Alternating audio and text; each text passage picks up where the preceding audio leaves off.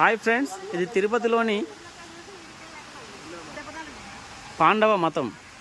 ఇక్కడ ఎంత అందమైన లొకేషన్ ఉందంటే ఇప్పటి వరకు ఎవరు చూడని లొకేషన్. చూడండి, ఈ వాటరు గుట్టె పైనుంచి ఇలా వస్తూ ఉంటాయి.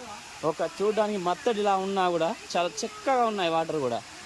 చూడండి, దేవుని యొక్క సన్నిధిలో ఒక మఠం ఉంటుంది.